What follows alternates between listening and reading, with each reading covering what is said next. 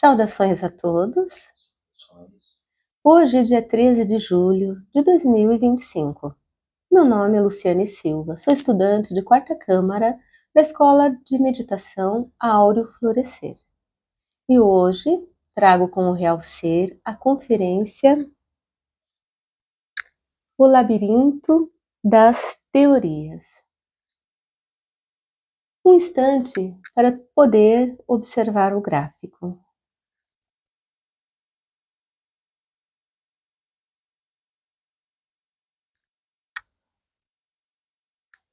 Vivemos em uma época em que nos são ofertadas muitas informações.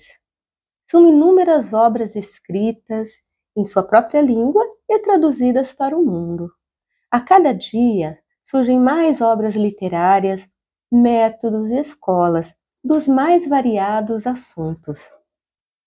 As informações alimentam o intelecto, mas é preciso experimentar, observar, perceber o aroma e assim verificar se se trata de realidade ou de ilusão. Para descartar literaturas e métodos vazios que não levam a nenhum lugar e fazer crescer o que realmente dá bons frutos. Não se trata do fato de se buscar ou não conhecimento, mas sim de não experimentá-los verdadeiramente. Se não há experimentação, as informações se acumulam e a pessoa se torna um intelectualista. Intelectualismo é a adoração por consumir informações. Acumular informações deixa as pessoas doentes, sem saber para onde ir, como em um grande labirinto, com teorias e ideias conflitando entre si, indo de um livro a outro, de uma ideia filosófica a outra, de uma escola a outra, mas sem achar a saída. Nós podemos observar aqui no gráfico as pessoas presas dentro de suas ideias, conceitos, coisas que são externas a elas. Nós vemos aqui no gráfico este labirinto construído e vemos ali as informações nas paredes destes labirintos, como impressões. Tudo aquilo que a pessoa consome, ela consome em impressões. E estas impressões a cercam. Então, aqui percebemos pessoas consumindo informações. Hoje, utilizando os celulares, né? Então, percebemos aqui nos cliques, nas visualizações, o consumo destas informações. Ao longo dos séculos, as pessoas têm diminuído a sensibilidade de interação com o planeta em que vivem, com os animais e plantas e com Deus. Isso não é uma teoria, isso é resultado visto através das ações humanas no planeta. Dentro do coração das pessoas palpita a vontade de querer fazer melhor. É a pepita de luz, o fagulho de consciência, que busca despertar a pessoa para que possa enxergar as próprias ações, a fim de torná-las corretas e conduzir ao que é real, e assim possa sair da escuridão, do labirinto em que se encontra. Pois a escuridão é a inconsciência e a luz é a consciência. Então esse ímpeto de mudança, de querer ser melhor, de fazer melhor, de perceber que muitas vezes algo está errado, mas o que eu tenho que fazer? As inquietações. Para que eu vim? Para que eu existo? O que eu tenho que fazer? São inquietações. E o coração palpitando e trazendo essas inquietações é a chama, é o íntimo, é Deus nos tocando para que tenhamos percepção, para que ganhemos consciência, para que possamos sair destas paredes aqui do labirinto.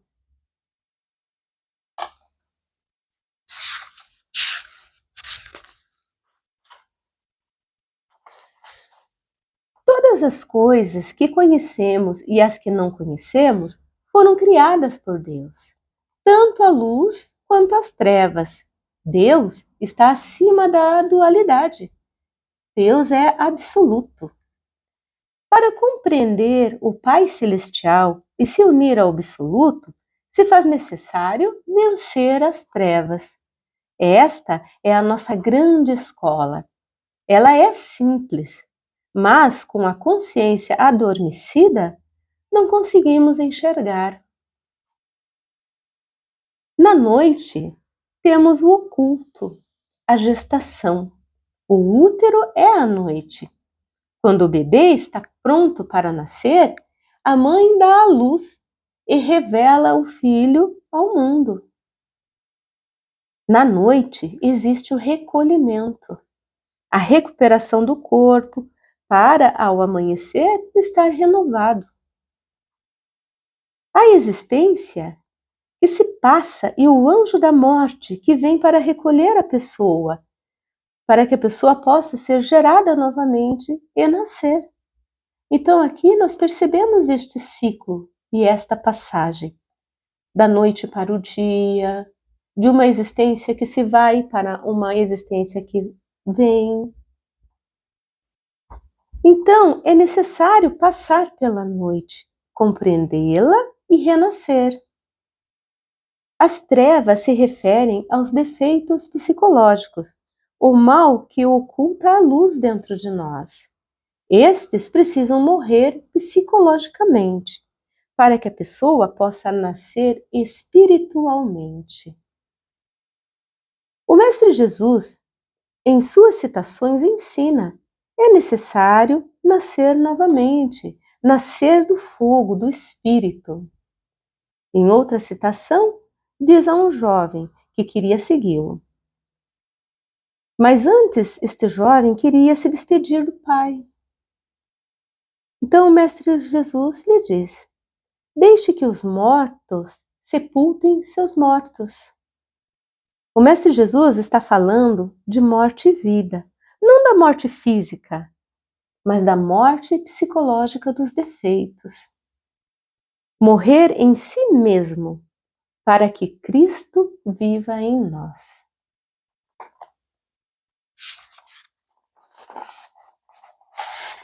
Ainda que uma pessoa pudesse ler os livros de todos os mestres, se sua busca se resume ao exterior, ele continua um desconhecido para si mesmo.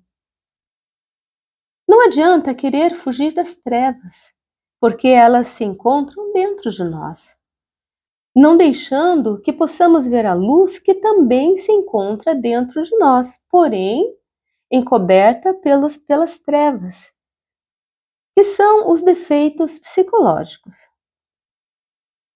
Quem trabalha sobre si verdadeiramente segue em frente, não fica dando voltas, perdido na confusão de sua mente, aprendendo a aquietá-la através da meditação, e enxerga-se o que está errado. E aí pode-se fazer a morte psicológica dos defeitos. Esse trabalho é realizado intimamente com a Mãe Divina, Deus Mãe em nós. Então nós percebemos aqui, enquanto a pessoa estiver olhando para o externo, buscando, sem experimentar, sem saber o sabor daquilo que ela está visualizando, enchendo a mente de impressões, estas mesmas impressões que ela reproduz no seu exterior. Enquanto essa pessoa estiver fazendo esse tipo de ação, sem experimentar, sem olhar para cima, ela estará aprisionada dentro de seus conceitos, consumindo cada vez mais informações, porque existe a fagulha de luz que impulsiona esta pessoa para a mudança, que é o seu real ser. Porém, sem experimentar os ensinamentos que essa pessoa busca, ela acaba pulando pulando de escola em escola, de ensinamento em ensinamento e dando voltas. Ela percorre a trajetória dentro deste labirinto e bate ali na parede e percebe que não há saída. Retorna, pega um outro caminho, bate novamente e fica pulando de lugar em lugar sem achar a saída.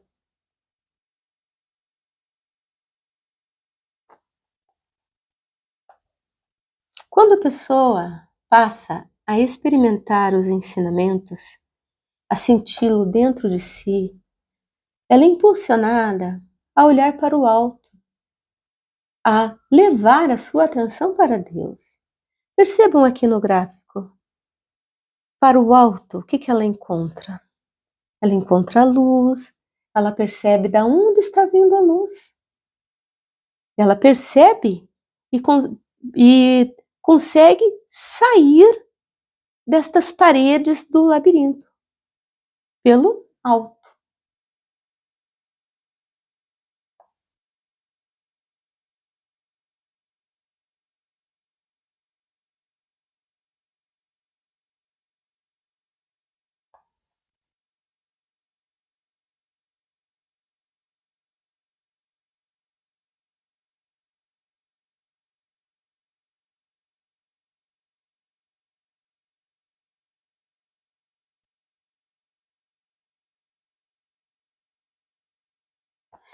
Existe em nós o ser divino buscando a nossa correção e o ego forçando-nos a nos manter no erro. A quem escolhemos ouvir? Ao ego ou ao real ser? O ego é o conjunto de defeitos psicológicos que atuam na psique humana.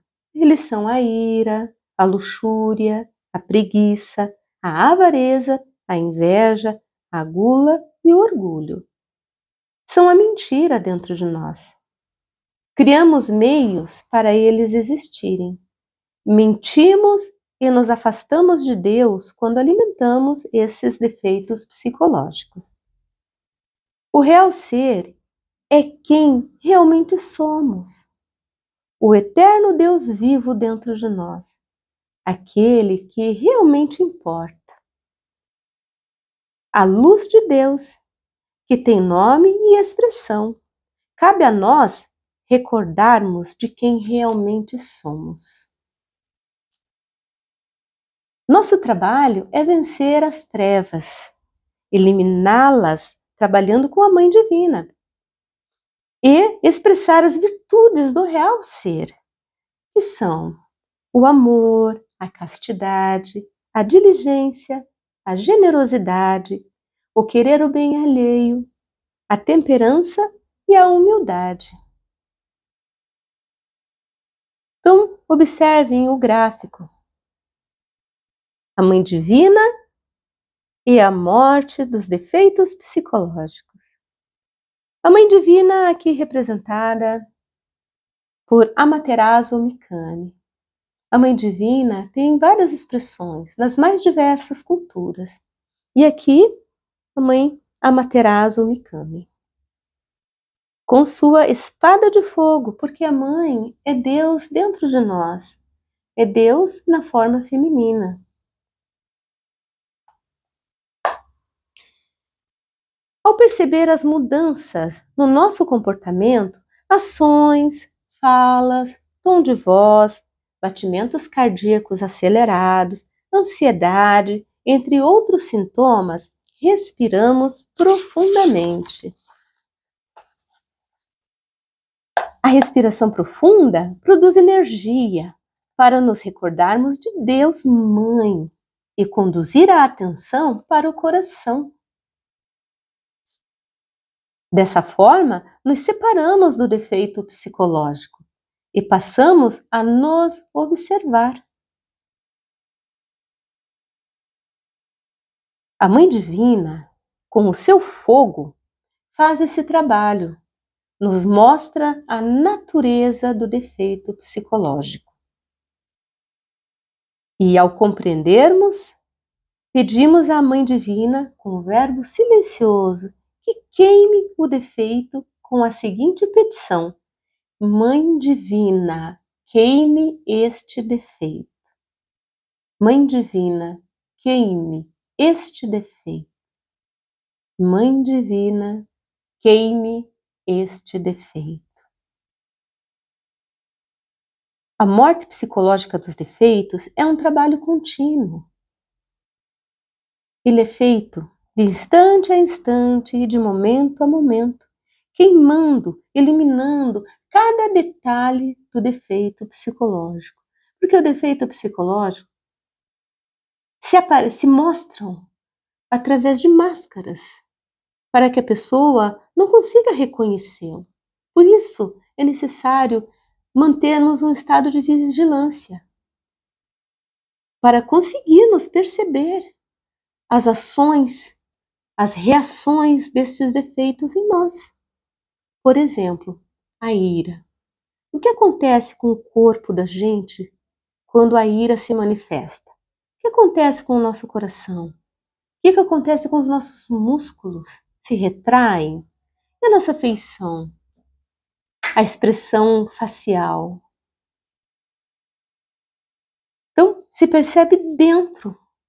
E estando em alerta, trazendo a recordação íntima, produzindo energia através da respiração, lembrando-nos da mãe, do fogo da mãe em nosso coração, conseguimos nos separar do defeito, perceber as suas reações e assim pedir à Mãe Divina que o elimine.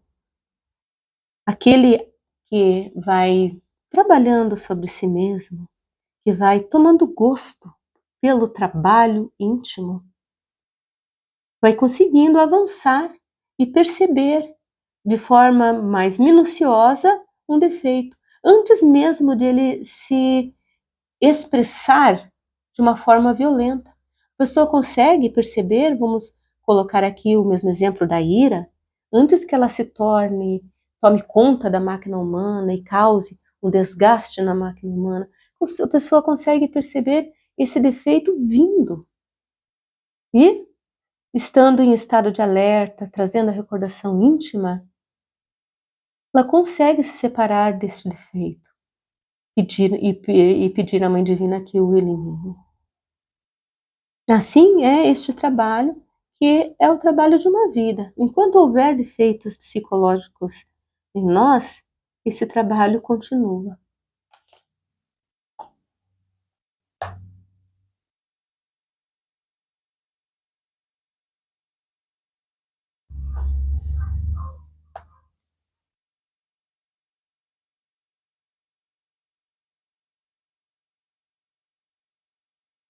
Um instante de atenção ao gráfico. Vamos respirar profundamente para trazer a atenção.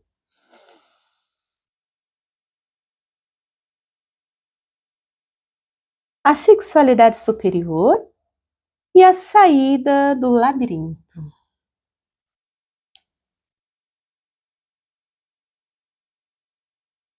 A sexualidade superior é o trabalho da castidade.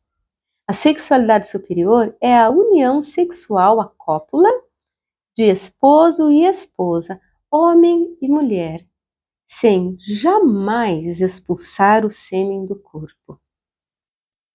Quando o esposo e a esposa se unem sexualmente, unem-se os órgãos sexuais, as energias sexuais, os corações, as emoções.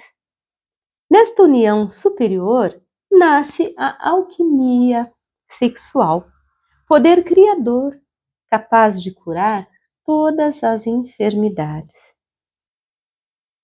Se refere às enfermidades à incapacidade do corpo, mente, emoções funcionarem corretamente, ou seja, com um equilíbrio. Na união sexual, a energia sexual é transmutada, subindo e purificando-se, desde a base da coluna até o cérebro.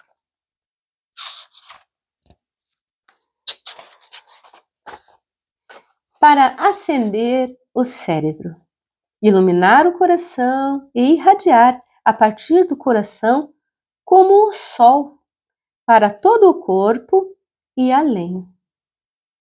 Então vamos perceber aqui no gráfico a sexualidade superior, a união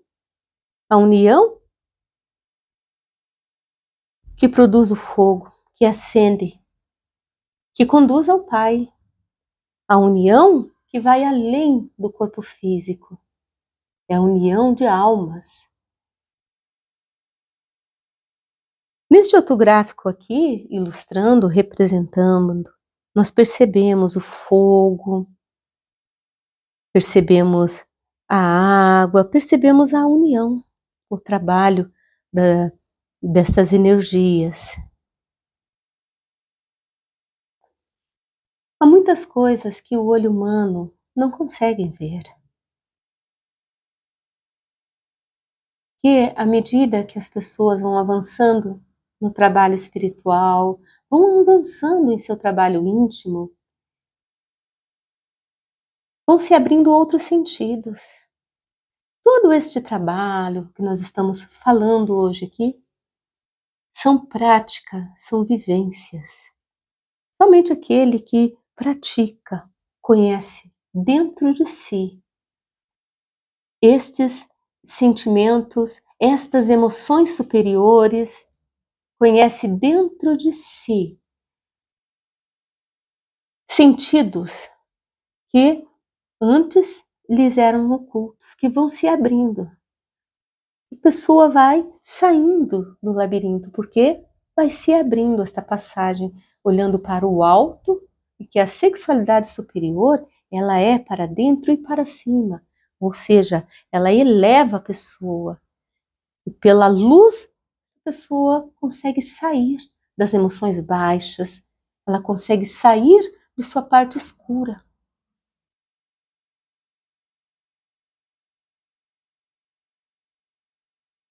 Na sexualidade superior se preserva o Cristo dentro do corpo. O sêmen, então, o Cristo dentro do corpo, que é o sêmen. Então, se caminha com o Cristo. Assim, esposa e esposa, em união sexual superior, ascendem a Deus Pai e deixam na vontade dele a concepção dos filhos que vierem a ter. Pois, na sexualidade superior, um único espermatozoide é conduzido por Deus para a concepção, sem a necessidade de expulsar o sêmen. Os solteiros aguardam um celibato temporário, sublimando as energias sexuais, porque para a sexualidade superior é necessário que haja o matrimônio, o esposo e a esposa. Então, os solteiros acalmam suas energias sexuais através da respiração profunda, conduzindo esta respiração pela coluna vertebral, ao cérebro e ao coração, para acalmá-las e mantê-las dentro do corpo. Então, os solteiros aguardam em celibato temporário, sublimando suas energias sexuais e suplicando à Mãe Divina, suplicando a Deus que traga seu companheiro, sua companheira. A sexualidade superior é um trabalho de purificação das energias sexuais. O casal que pratica a alquimia sexual vai, ao longo dos anos, elevando a qualidade das energias sexuais. Vão despertando dentro de si o fogo sagrado que traz a iluminação. A união entre esposo e esposa ganha conhecimento, profundidade e maturidade. A sexualidade superior é prática. Aqueles que vivem a sexualidade superior são testemunhas do poder do Cristo. Protegem ao Cristo dentro de si, o sêmen, e são protegidos pelo próprio trabalho de alquimia sagrada.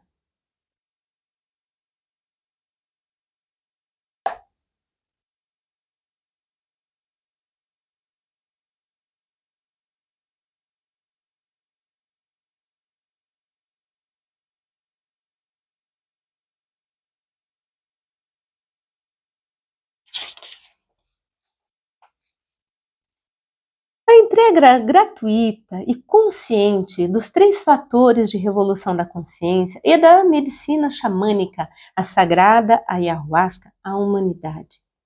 São o sacrifício pela humanidade.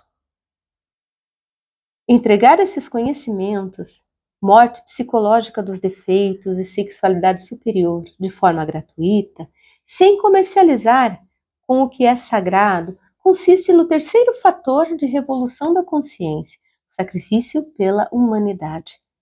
É entregar luz ao mundo, para que as pessoas possam achar o caminho do Cristo e se libertar dos caminhos tortos, bifurcados e confusos, dos labirintos em que se encontram.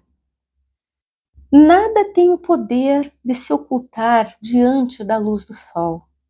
O sol é generoso, proporciona nutrientes para que a vida cresça e floresça. Assim é a entrega destes ensinamentos.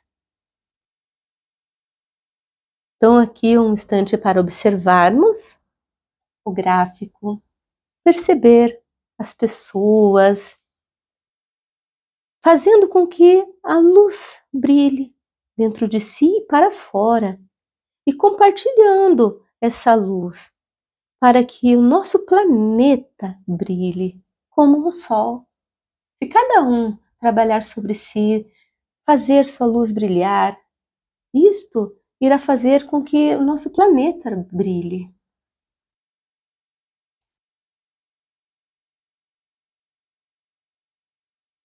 Com a graça de Deus, esta escola de meditação entrega os 3 fatores de revolução da consciência e a medicina da sagrada ayahuasca, gratuitamente, para que as pessoas possam compreender e praticar esses fatores e, assim, produzir luz para si e para os irmãos.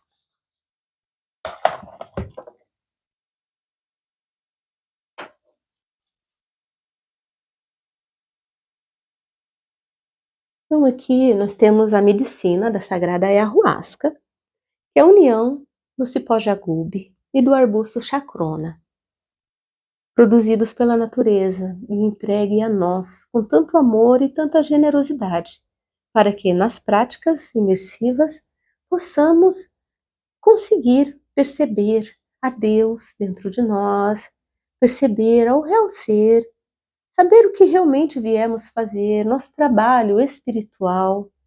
A medicina da sagrada ayahuasca nos proporciona relaxamento do corpo físico e nos proporciona visão para que possamos perceber, possamos ver.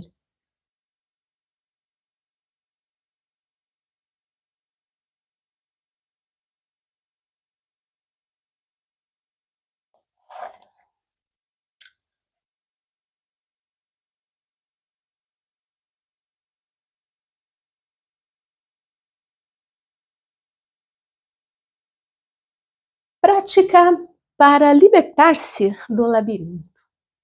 Prática desta conferência é uma prática buscando o sol, buscando o banho do sol.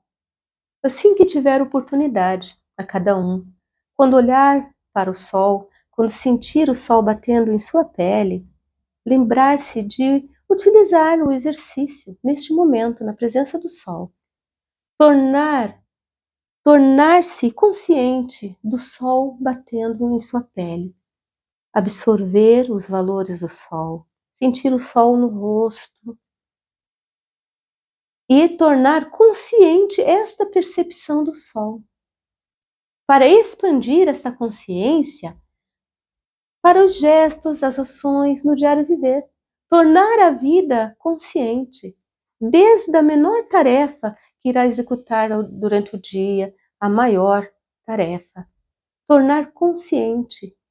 Para isso, neste exercício, vamos imaginar agora o sol e imaginar o calor do sol penetrando na nossa pele, trazendo este calor do sol e a vida, porque o sol proporciona vida para o nosso planeta, para nós, nos auxilia em nossa saúde, nossa vida, nos traz luz. Tornar essa percepção consciente, respirar para fazer entrar este ensinamento, para acender a percepção, para acender a consciência. Então vamos imaginar brevemente o sol batendo em nossa pele. Vamos respirar para trazer esta atenção para este momento, não deixar a mente lhe roubar, lhe conduzir para outra direção, não. Trazer a atenção para este momento e fazer-se consciente da luz e do calor do sol.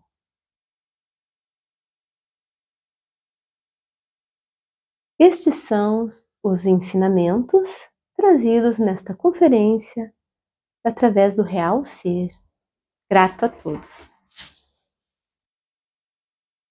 Todo aplauso seja em direção ao real ser interior, jamais para a personalidade.